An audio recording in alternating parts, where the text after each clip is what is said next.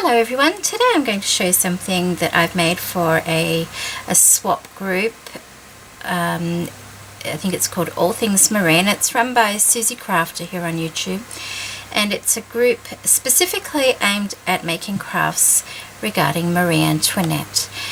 And this particular swap was a paper shoe swap that we had. It was a one-on-one swap, and my partner is, I don't know who my partner is actually, but my partner will be receiving this shoe that I made, and this is the actual box that I've put together to send to my partner. It was just a packaging box that I got through the mail.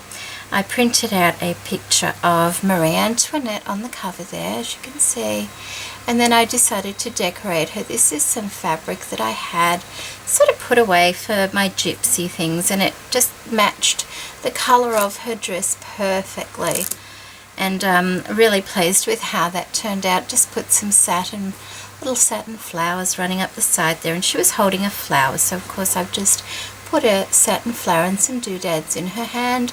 I've made a little hat for her on her head out of some little bit of rolled ribbon and some feathers and beads, and a little bit of bling around her neck and her wrist. I've used this beautiful vintage lace on the edge of her sleeve there, just to finish that ruffle up, and also to cover the top of the dress. As you know, velveteen is a little bit bulky, so yeah, just to finish off the workings there. I've put some lovely drop pearl trim around the edge, and it's a bit hard to see, a tiny little trim on the inside with some flat back pearls over the top of that. I've also put this lovely grey, like a gimp, I think they call it, along the edge, and some like a beautiful mushroom grey satin as well to finish it off.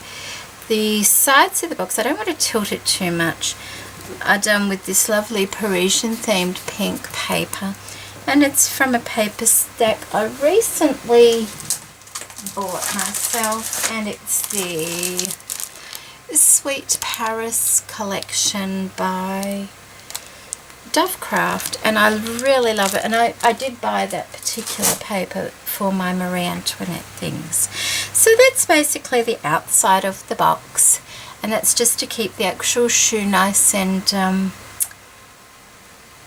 safe on its journey. And I really like the box actually, so there we go.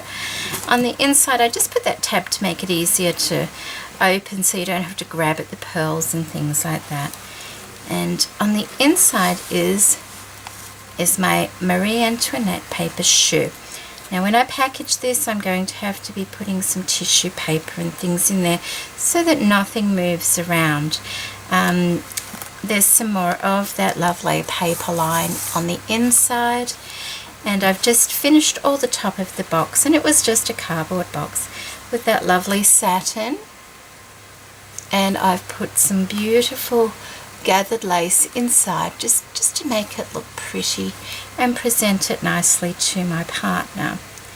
And I will show you my shoe and try and take it out nicely. That's the inside of the box. It's cardboard under there, and I've put a half toilet roll under there just so that the heel can sit over there and it doesn't slip around too much, and just covered it in a bit of loose velveteen in there as well. Okay, I'll just move that to one side and show you the shoe that I've put together for my partner. And as I said, it had to be a Marie Antoinette paper shoe, and this is all made out of paper.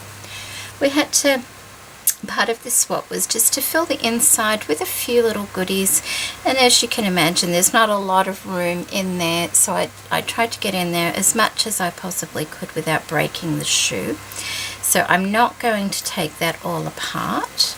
I'm just going to take it out. I've wrapped it in a lovely vintage doily just so it would fit into that shoe properly, and hopefully that the person, my partner, does videos or something like that, and you will get to see what I've sent my partner anyway. So this is the shoe, once again using the paper line that I showed you, and it's very Marie Antoinette, and I'm just hoping it's fussy enough for the group. And I did mine just as a slip-on shoe, as you can see.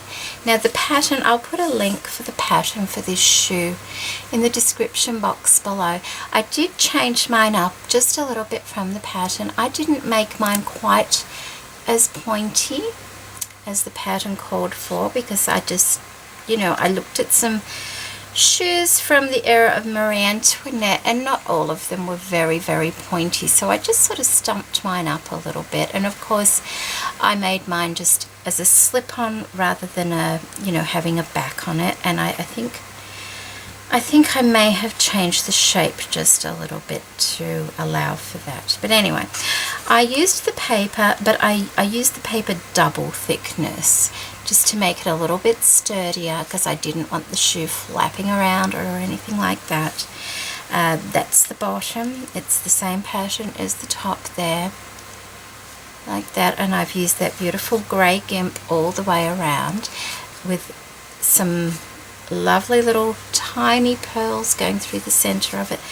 This grey gimp is wonderful for this sort of thing, because it just folds around the curves perfectly. My heel is here, and that's made from 2 different size lids.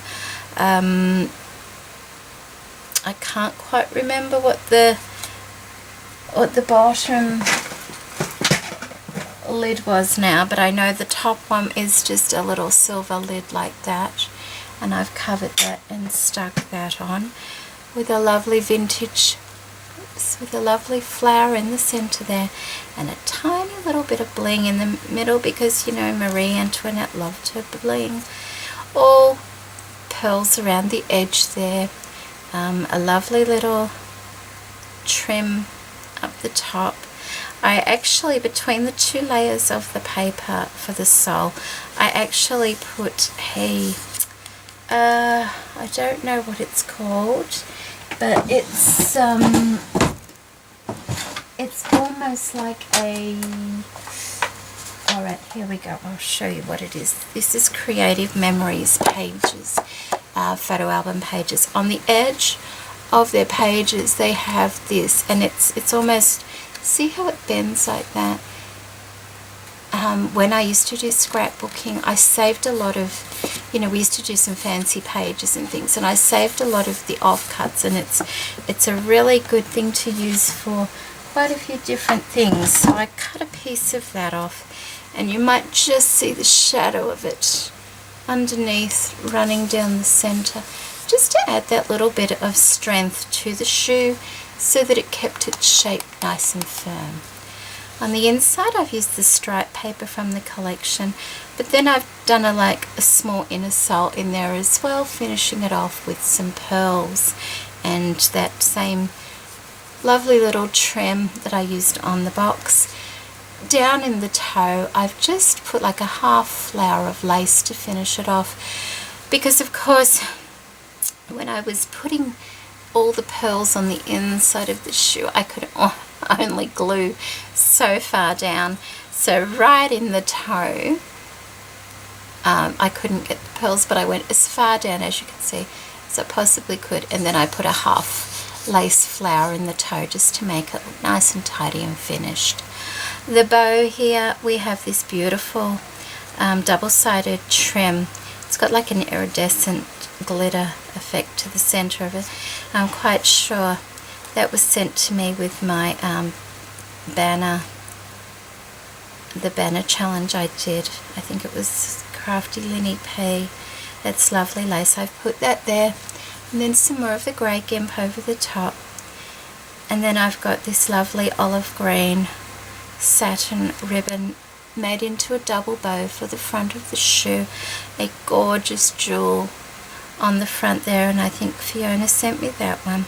Some vintage laces just gathered across the front there, and then underneath I've used one of the silver filigrees just to help, you know, lift things up and give it a bit of sparkle. And underneath in here I've put a couple of little tiny bits of bling just to make it sparkle and look pretty down there as well. Of course, all the gimp and pearls around the front of the shoe.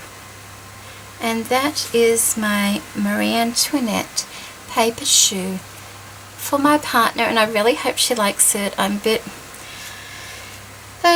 bit worried it might not be fussy enough. It looks quite fussy with its little goodies inside, so I just made those into like a cone shape, and I can just pop those in there like that.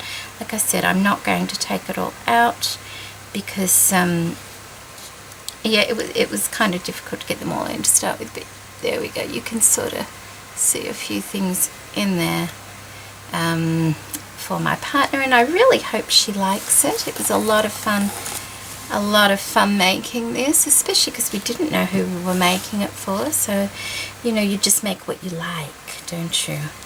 And hope they like it too. And I'll get my heel down, and that is going in the mail very soon, as soon as I know where to send it. So there we go. Thank you so much for joining me today, ladies, and I'll put a link to Susie's Facebook group in the description box below. I think if you're interested in joining, you probably have to friend Susie on Facebook. Actually, I'll put a link to her channel where she has a video about the group. That might be the easiest thing. And then if you're interested, you can contact her from there. Okay, everybody, thank you so much for joining me today, and I hope you like what I've made. Bye.